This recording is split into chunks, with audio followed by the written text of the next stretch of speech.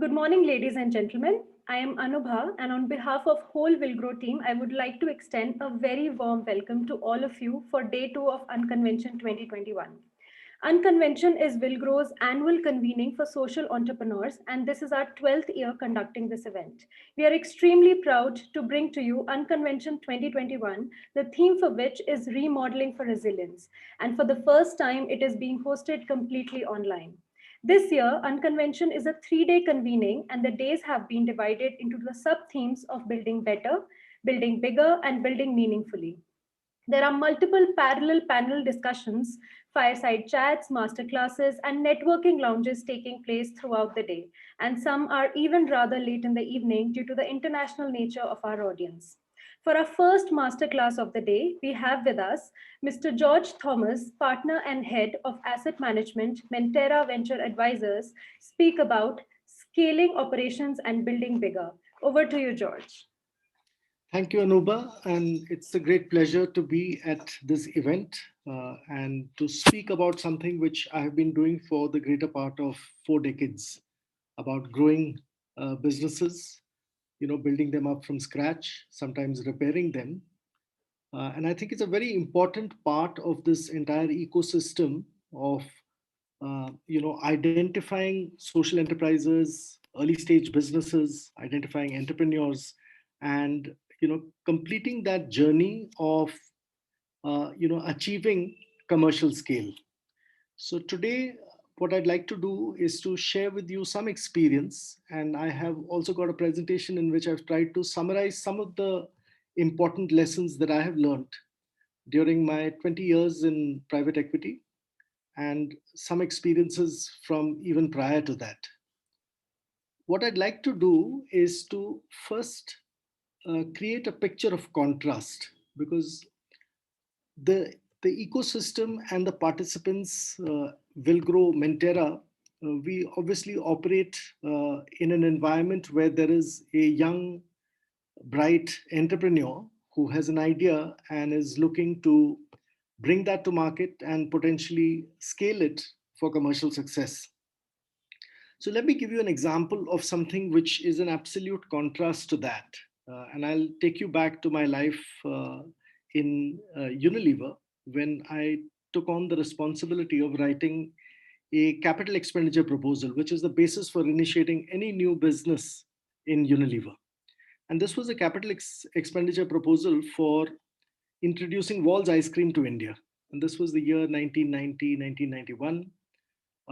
And subsequently, as you would have seen through events, it is the leading ice cream brand in India.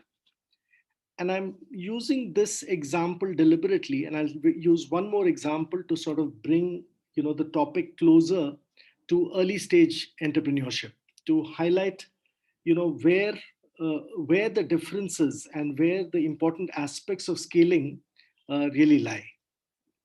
So this is the year 1991. There is the full board of Unilever involved in it, the board of Hindustan Lever in India involved in it, and they are deliberating upon a 50-60 crore investment into setting up an ice cream business. Right? The advantage that Unilever had was the fact that it had a very clear idea about what it was bringing to market, because I think it had many decades of experience in selling ice cream all across the world. It knew what a cold chain meant. It knew what an early stage portfolio should be. It had some indicative idea about how to sort of deal with pricing, what kind of product portfolio would be best suitable for emerging markets, what kind of manpower was required, what are the kind of technical skills which are required, what were the kind of refrigeration skills that you required in the environment to make this entire cold chain work. And there were uncertainties as well, but the uncertainties were around things like energy insecurity in India. That if you even apart from Bombay in 1991, if you stepped out even 50 kilometers out of Bombay, you ran into power outages, very, very frequent ones. And so, this was something new for Unilever. And so a lot of time and effort was spent in terms of addressing this whole issue of what happens if there's a power cut for 3 hours. what happens if a truck carrying ice cream breaks down between Nasik and Bombay, which was the first market that we were entering. So it's not that the business was not having its uncertainties, but they were very known uncertainties. And I think, so the best talent in the world was like addressing these uncertainties. And eventually, when we launched, we did encounter these problems, but we were prepared with all the solutions that were required to address these uncertainties. This is in sharp contrast to what we do at Mentera Will Grow and to a very large part of the audience today. Because if you look at the uncertainties which are there in the business concept, the business idea, and the execution journey, it's almost as if on a scale of 10, Unilever is sitting at 8, and you're sitting, most of you would be sitting at 1 or 2, you know. And I think that is the uncertainty and the asymmetry that we need to understand and bridge. And I don't think you will ever get to 8 at the stage of the business that you guys are at, but it is quite possible for you to move towards a 4 or a 5 on that scale. And that can make a big difference between just surviving in the early stages of a business. So I'll give you, so this was my life in a large multinational company where, resources are not a constraint. There's a lot of chewing, which happens prior to your decision to enter the market. And so almost all the uncertainties are addressed, and if there are still a few remaining, then everybody is alert and conscious with the resources, both financial and non-financial resources, to address those gaps. Now let's contrast this with another example, again from my own personal experience, but slightly different from launching a new product or a new service in a will grow Mintera type of environment. March 2006, I used to work for another private equity fund, and we decided to address this big opportunity for public transportation in the city of Bombay. This was a brand called Meru, which we launched on actually 31st March of 2006. We spent close to about a year and a half studying Comfort Delgro in Singapore, really down to the last detail to see how that model worked and how the fulfillment happened, how you could actually make a booking by just sending a missed call, and of course it got a lot more sophisticated in Singapore. But we spent about a year understanding all of that and put together an execution team to uh, launch the Meru service. There were a lot of uncertainties. I mean, it's not like launching ice cream, which had tremendous precedent and experience lying within the originating business. In the case of Meru, it was a very small team, very similar to the kind of teams that many of you would have at this point in time. And we got off to launching a test with about 500 cabs in Bombay. But we had, I refer to a scale of 1 to 10. I mean, if we were to look at Unilever at 8, this would have been about 3 or 4, and which is quite similar to where many of you would be. And so one of the things that was advantageous to us was obviously the fact that my private equity fund was not a minority growth investor. It was actually a fund which would take control of the businesses and run them. And I think many of the resource related constraints which are there in minority growth investments was not there. I had resources available in a very finite and measured way, and so I don't have I did not have to constantly look over my shoulder to see whether the resources would be available for completing this entire journey of launching and understanding how the product and service would behave in the marketplace. And so March 31st, we launched, and I resisted the temptation of scaling up the business. And I stayed completely committed to making sure that I understood the answers to everything that I did not know about how to run a taxi business between March 31st and about the end of December. And we made a lot of mistakes because many of the things that we anticipated did not play out the way they did. Many of the things that we had not anticipated came in. Some of the things that we hoped would perform at a certain scale in terms of say demand, we were very pleasantly surprised to see that look, we were getting much more than what we had anticipated. So there were pluses and minuses, but one of the key lessons there was the fact that we resisted the temptation to sort of go up and scale. And I think that's an extremely important learning, that look, premature interest in scaling a business, how you time the scaling thing is extremely important. And I think the biggest constraint that many of the people in early stage businesses have is access to resource. So it's not that the uncertainty around how the business will play out does not exist.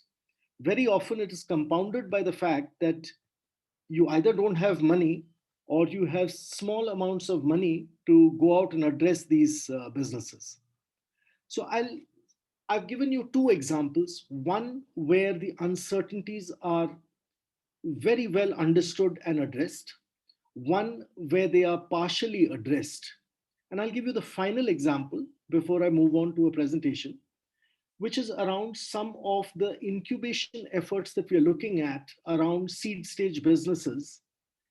And what we find is that with the participation of private capital, and it could be Mentera, it could be Willgrow, it could be any other private equity or venture capital form of access to capital, you find that even before you've answered or defined what your market opportunity is, you have a private capital partner sitting alongside you, trying to help you to actually achieve scale, which you may not be ready for.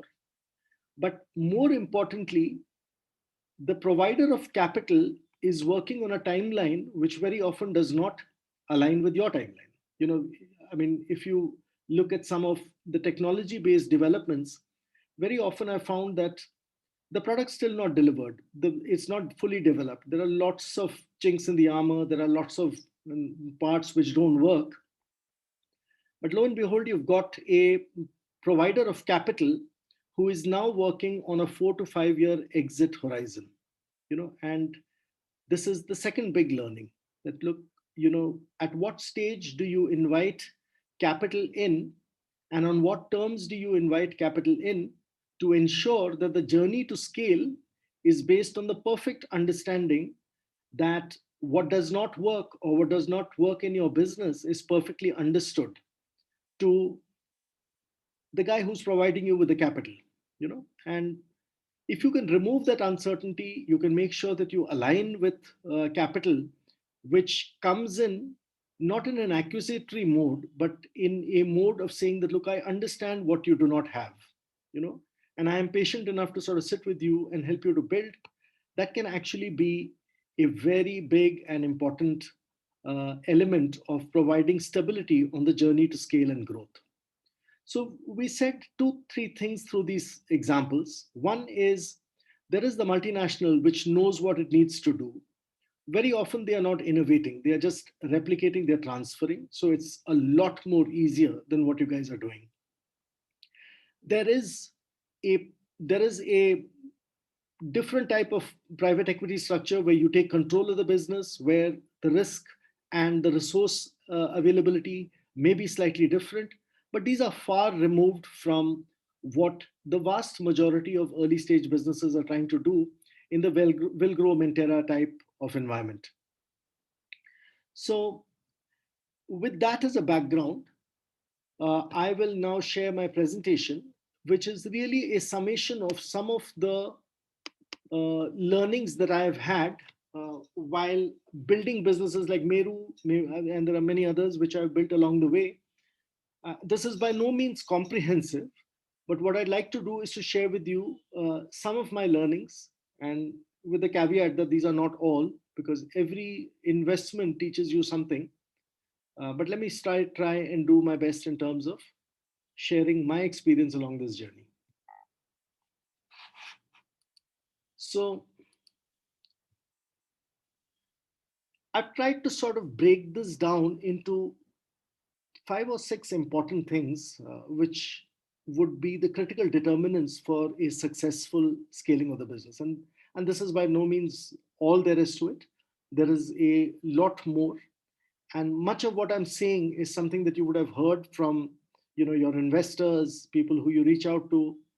But broadly speaking, if you do not have clarity in terms of what your business model is, that is perhaps the single most important impediment to growth and scaling.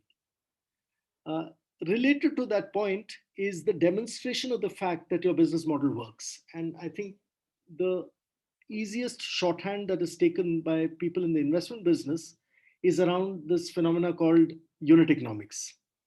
Because unit economics is not only answering the question about the business model will tell you whether some parts of it, but the unit economics is the first acid test of saying that, look, what you're trying to do, would it ever be commercially viable? And the third one that I'd like to talk about is people. Many of the businesses which are at extremely early stage are usually one or two man armies trying to achieve many, many different things. They don't have the ability to sort of, reach out and hire a lot of talent, etc. But if you neglect this and don't time this right, you could have great impediments to scaling your business. Cash flow and managing of the financial outcomes of the business is something that is often neglected at the early stage, because there are many implications of that, and that we'll talk about as we move forward. It's linked to this point of monitoring and managing, in the sense that if you do not know what is important for your business to survive and scale, very often you're going to run into unanticipated problems. And while it's absolutely true that at the early stages of a business it's very difficult to define what are the key metrics, I think spending time on deliberating about what is important, what is most critical to the success of your business, is very, very important in terms of smoothing out this path to scale. And the most neglected aspect and in any scaling operations is governance and quality, because I have seen examples of businesses which are built, and you determine after you build the business that, look, quality and governance are also important considerations. And the most manifest part of it is that you are never able to attract quality investor money. But more importantly, your unit economics gets distorted very seriously if you start to apply cost of governance and cost of quality much later in the journey. So I'll move to this presentation, and what I'd like to do is give you some small tips about what to look for. When I used to work for Unilever, whenever we launched a brand or we had brands, the brand would actually ask two questions: who am I? Which was a very clear and sharp articulation of what the product or the service proposition is.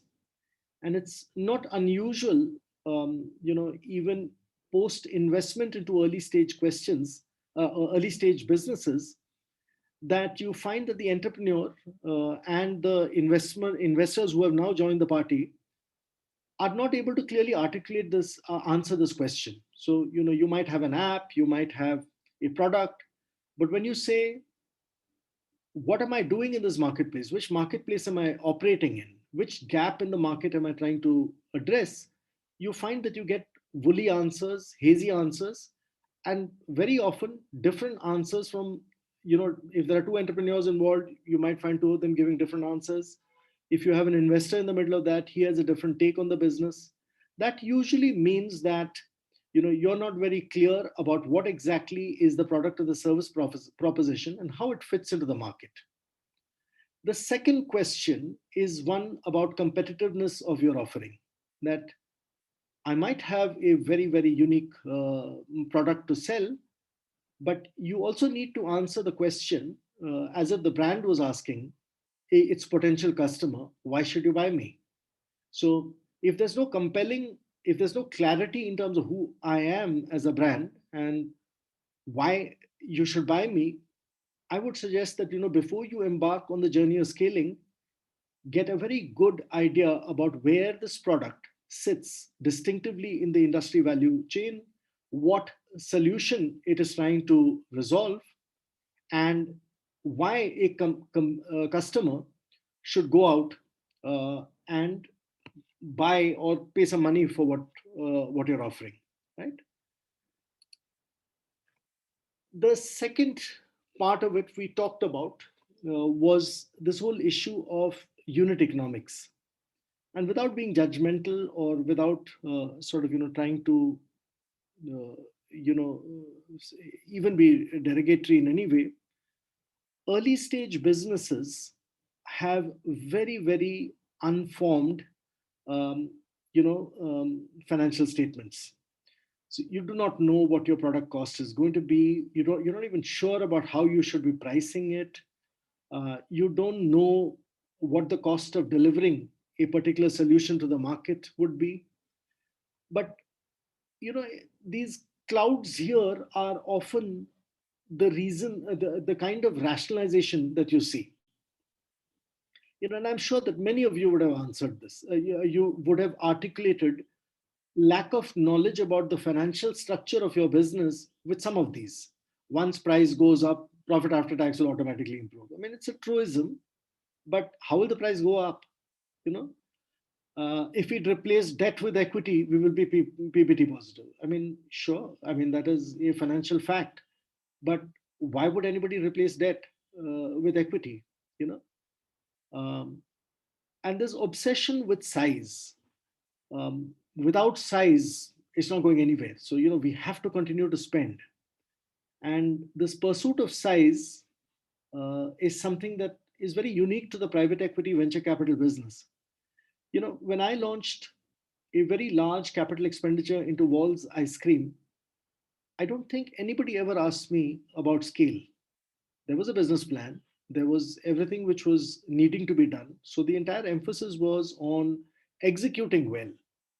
It was not about sort of pursuing scale just for the sake of pursuing scale. And so this is a private equity problem, this is a venture capital problem, that we seek scale, right, without making sure that the moorings of the business are well in place, right? So one of the things that I would always advise companies that I'm involved in is that it doesn't matter how imperfect your financial statements are, but get them going very early on, because there are deep implications around a simple thing like a profit and loss statement. So here's the next slide, where we are talking about, you know, what are the consequences of each line of that profit and loss statement. And of course, this is a very simplistic way of sort of looking at some of the issues. But the more you anticipate some of these things, the less likely you are to have to take the fork in the road every time you hit some of these things, you know. And so I mean, there's a long list of things. At some point in time, I'm sure that Anubha would be able to sort of share this presentation with you. And this is by no means comprehensive, you know. But revenue, very often, you do the mathematical computation to say that, look, if I price it like this and I got so many customers, this would be my revenue. But we often tend to ignore questions like how stable is that revenue. Just yesterday I was with an entrepreneur who had launched a fantastic food product which has clinically proven results in managing a particular health situation, right?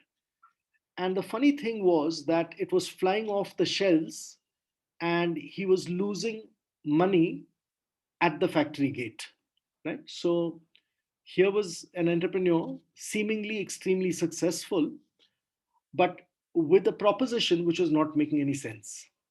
And it was only on account of the fact that the amount of detailing which needed to go into understanding what were raw material sourcing costs, availability, seasonality, and true distribution costs to actually get it to a customer had not been anticipated. So we are now working with the entrepreneur to see how we can actually take the price up to 2.5x to actually make something out of this particular business. So extremely successful business. The health of the revenue, the stability of the revenue had not been tested. And so now, post launch and a successful launch, where the consumers are lapping it up, we now have to sort of work back to find out how to double the price within, say, 3 months of having launched this product. There are others, scale related cost behavior. People keep talking about scale and miss the bus completely when you talk about scale related cost behavior. So when you go to a customer who's sorry a supplier who's supplying you some raw material, you negotiate for minuscule volumes which are what is required to prove your concept. But as soon as you're successful, you are sometimes sourcing 1000 to 2000x of what the initial order quantity was. But you're now stuck with a price which you had not fully anticipated, uh, could be very different if the volume that you were going to take was 1000 times more. More importantly, sometimes you find that this savior supplier does not have the capacity to meet your scale, right? And then you start to open out, and you figure out that either the supply chain is not adequate enough to meet your needs, or you find that the price at which you've been buying from the domestic market is very different from what you could buy from an export market, from an import market. But there are regulatory hurdles. So I think the more you look at a financial statement prior to sort of diving in into the marketplace, the less likely you are to sort of not having anticipated the problems which sooner or later would come through. In the last part, you have something called regulatory environment and impact of tax. It's fast changing. You've seen what's happening with GST. You've seen many changes which are happening on the taxation structure. It's never fully possible for you to sort of anticipate what is going to happen or what is going to change by way of the tax laws. But I think the more you talk to people who are policymakers and who understand the direction of taxation and where it's heading, the more you are likely to anticipate scenarios in which things could go north or south. Let's get to the whole issue of people, which is often one of the biggest impediments that I've seen to scale, uh, which is the whole issue of people.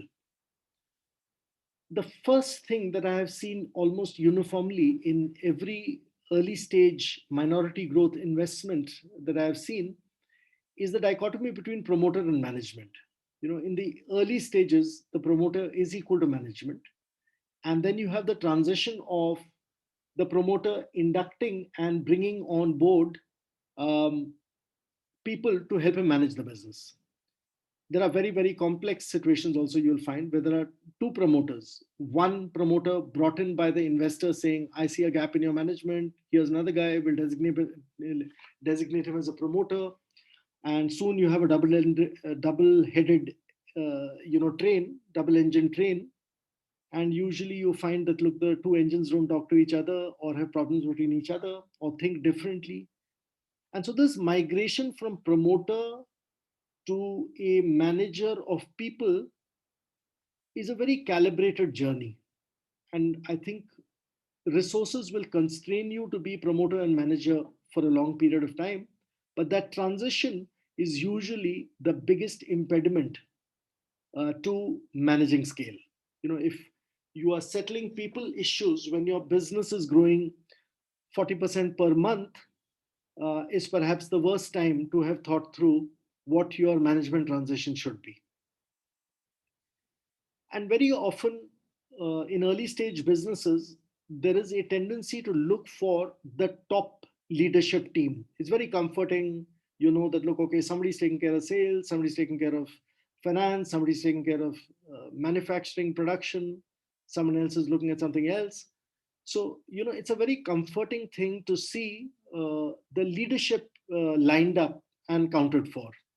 But very often there are critical aspects of your business which need middle management and a workforce to fall into place sooner than getting the leadership sorted out. So I think it's important to get this thing thought through. The people dimension is usually the biggest problem for achieving scale. Quality of management, very important. And if you can get your investors to start addressing this thing without being disruptive, this could be really useful, because as an early stage company, your ability to attract talent is very, very constrained. You don't have the resources, you don't have the reputation, and the combination of these two means that usually you are making compromises. Now, this is where a good investor could step in and say, and give assurances to high quality people that your business requires, to say that, look, we are guaranteeing this particular business, and if there is a situation where the business is disrupted for whatever reason, we will make sure that there's a safety net to protect you, right? And if you plan this aspect of it well, very often you get into a situation where you have less impediments on the journey of growth. So linked to the point of the P&L is one financial statement which is perhaps the most neglected, which is the balance sheet.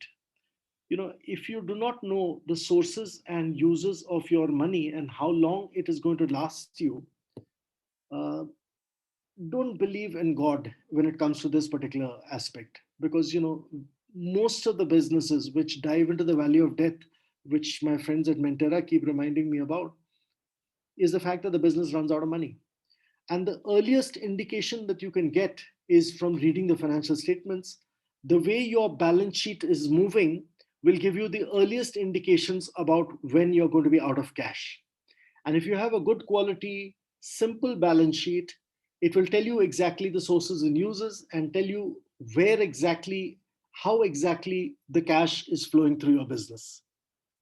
And, you know, most of the early stage entrepreneurs suffer from a great asymmetry in terms of financial literacy vis-a-vis their investors. And I think that is something that you should try and bridge, because just as much as the investor is trying to understand your business, you should also invest a lot of time and energy into understanding what are the financial motivations under which the investor group is working.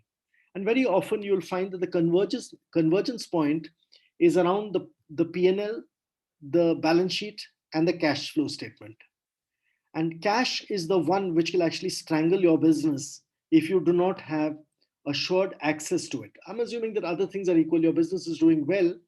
Very often, tying up with the wrong investment firm, which has got limitations in terms of how much of money it can put in, or it has got other constraints, is usually the biggest single blocker that you could run into.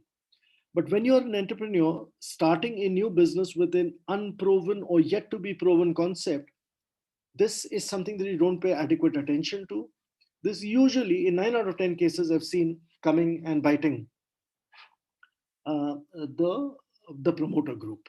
So there's a lot of stuff which is written there, but it's all common sense and simple stuff. Just take a look at it. The underlying point is that if you do not have at least a 60% understanding of the financial statements, the basis on which the investor has made his investment, I think you're on fairly slippery ground. The next one is obviously the issue of monitoring and managing. And those of us who've had the good fortune of having worked in large multinational corporations would not have to be educated in this. A lot of time needs to go in prior to making an investment in terms of determining what to measure, you know. And once you've determined what is to be measured, and if you do an honest job of it, you will find that uh, you have the right steering equipment in your hand. I've seen dashboards which young companies make, which are completely irrelevant. I mean, you can have people who got 100 metrics that they're tracking. No more than three or four is what you would be physically able to manage. And the truth is that anything more than three or four is not even relevant to your business. I mean, is any fact important? Yes, it is. But 90% of the facts that we deal with in our lives are irrelevant. So, your ability to say that, look, what is the most important lead and lag indicators for the success and strength of what I'm trying to do is very important. Getting to the same page with the investor and saying that, look, you may want to know 400 different things, but for me and for running my business, these are the four or five important things. Can we just agree that, look, we can increase this list from 4 to 6 and not from 4 to 400? What happens is that if you're not clear about what you're measuring and monitoring, I've seen a lot of young entrepreneurs spending a lot of time creating graphs and charts to explain a lot of things, and that's time taken away from managing your business. So it's extremely important to not fall into that last trap, which was something which one of my mentors, Siddharth Sen, who's no longer there, who used to work at Hindustan Levers, used to constantly keep telling us that, look, how often do you redouble your efforts without knowing what the problem is? So spend a lot of time figuring out what the problem is and then put in the effort, because otherwise ending up doing what he used to describe as a common problem at Hindustan Levers. Not knowing what the problem is, we redoubled our efforts. So here's some tips on how you can actually get to good monitoring and reporting. What are your key business drivers? What are the ones which can actually topple you? Key financial metrics. uh, Linking these to key operating metrics. Does your profit and loss statement or your balance sheet move based on some operating parameter of your business? Timely information flows. You're young businesses, you're not invested into ERP systems or whatever. You need to have your own informal systems. And in the life and times of WhatsApp, I have seen ability to access real-time, good quality information, which perhaps is not even available to the likes of Unilever or Nestle or Procter and Gamble with all their investments into real-time ERP systems. Most importantly, if the integrity of the data is not good, you have very serious problems, because then your decision making is based on seeming fact and not fact. I'll give you a very small example of Meru, which I spoke about when we started. The availability of cabs on the street was the biggest single determinant to revenue. And you look at it simplistically and you say that, look, yeah, that's obvious, but it's not obvious. It was not very obvious to us when we started. We just assumed that, okay, the guy's going to be available 24 hours. He'll sleep 8 hours, so 16 hours he's on the is on the street. But drivers have their own way of managing their lives. So they're quite happy to do an early morning, 4 o'clock to 7 o'clock. Then they go home, rest, and come back maybe about 4 o'clock in the evening. So if you don't get your revenue drivers understood carefully, and sort of not in a position to sort of determine what cab availability is going to be, all your advanced technology planning above that just falls out of place. Driver absenteeism. Many of these guys we discovered in Bombay were actually farmers in season and drivers out of season. So you could get into a situation where Kharif or Rabi crops were standing and they needed to be harvested, and you'd find 45 to 50% absenteeism.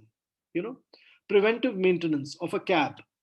You know, it's a moving vehicle. If you sit and spend time with Maruti, they will tell you that, look, this is the kind of servicing which is required.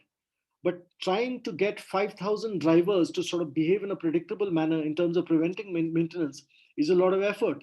But if you learn these things after you've launched your business, it's going to be disruptive. If you sort of learn them along the way, it's slightly more easier. But if it's after the event, it's usually catastrophic. And there are some financial metrics there as well. But I'm just using these as illustrations to say that, look at these things really, really carefully. So, in conclusion, what I'd like to say is build a credible business model, validate and revalidate it. Most importantly, make sure that you're on the same page with your investor. I have always believed in getting the shape of the business right before I pursue size. It's a personal, you know, orientation. It's worked very well for me.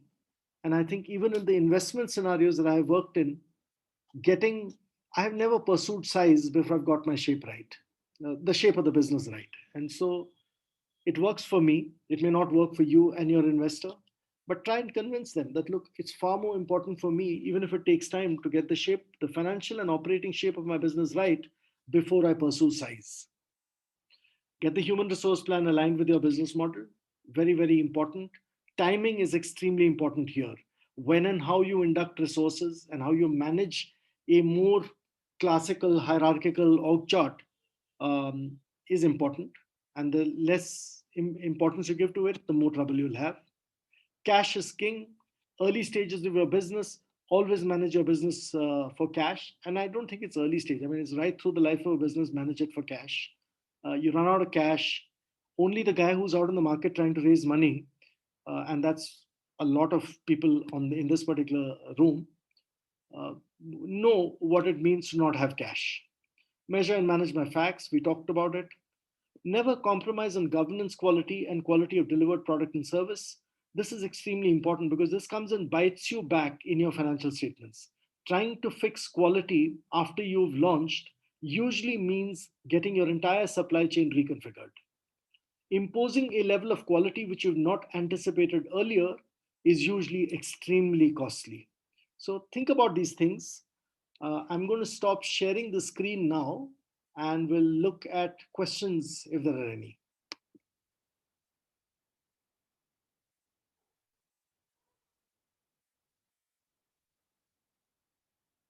Yeah, so I've got a few questions here.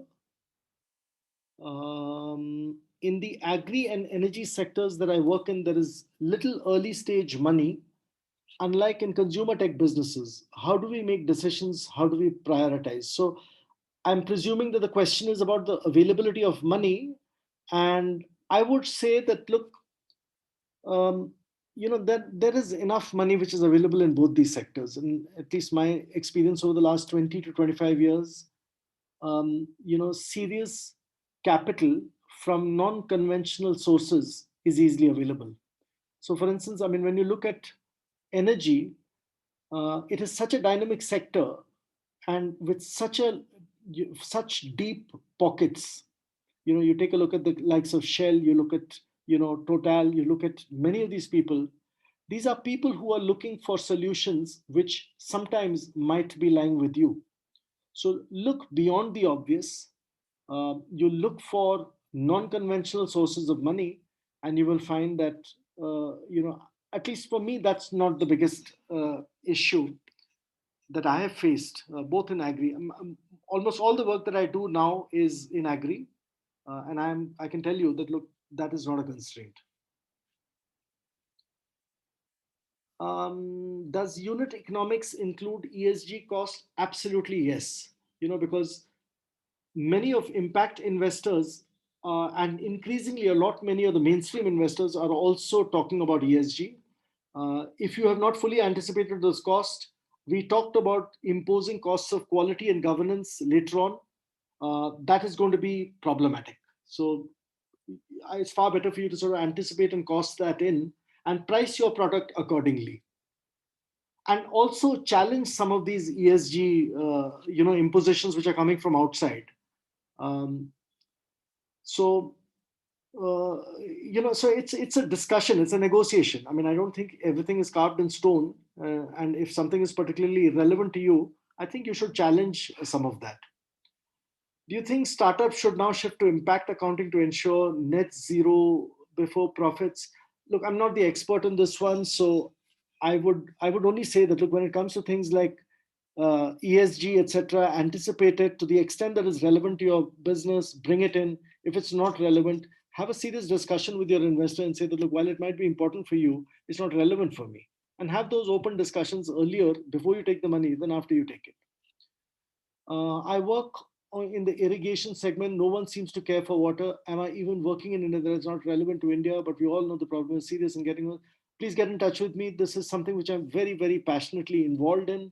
I have actually invested into a business. Very often, people treat water and solutions in water as a water management and water technology based, orientation. Buying or investing into a business which can actually help people in arid zones to produce mainstream crops is a big opportunity. It also saves water. So I don't agree with your question that irrigation is not important or water is not important. Maybe irrigation is not important, but many other ways to sort of manage water are important. It's an area of interest for Mentera. Please get in touch with us. We'd be very happy to talk to you. Every VC only talks about growth, which means scaling all the time. Yeah, I mean, I think you should challenge this notion of scaling because you are dealing with a person who is giving you money which has a finite lifetime, right? And so therefore achieving a certain outcome is important. Now, if someone defines outcome as just size, I think that's wrong, and you should challenge that. And you should say that, look, from I may not be able to sort of bring you a 100 crore business, but if it is 4 crores with excellent economics, it has value. So, would you be willing to invest in something like that? So, I'm not a great believer in scale being the only determinant. And I often use the analogy of many of us would have, babies, they would have children at home.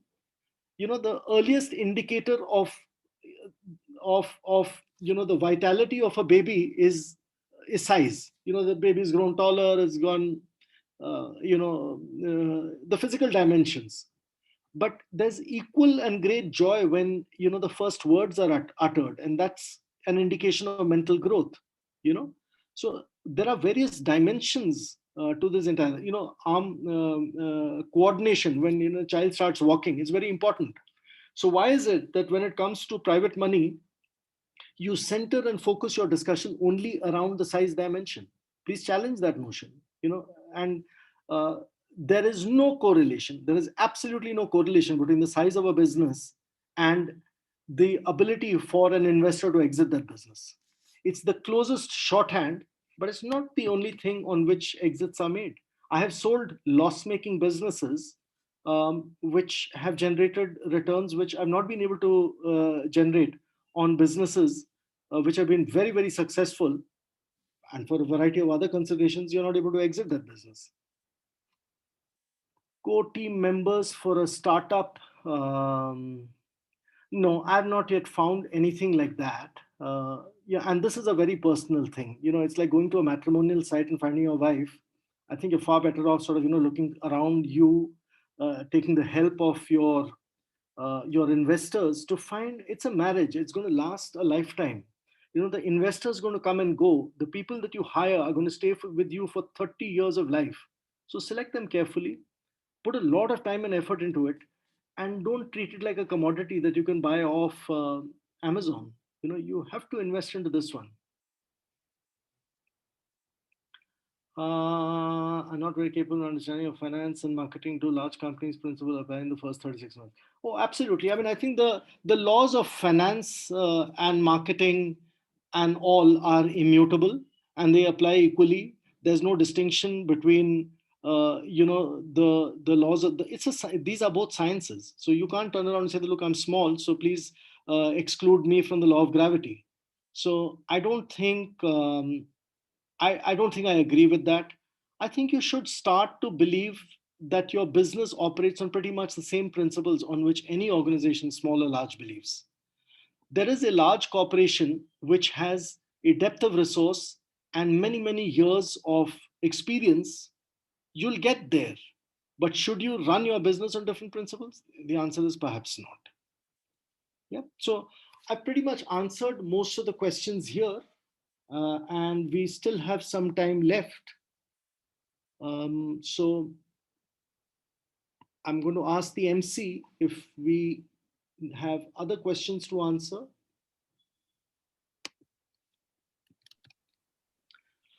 Hi, Anuba. I can see Anuba now. Yes. So, Hi, George.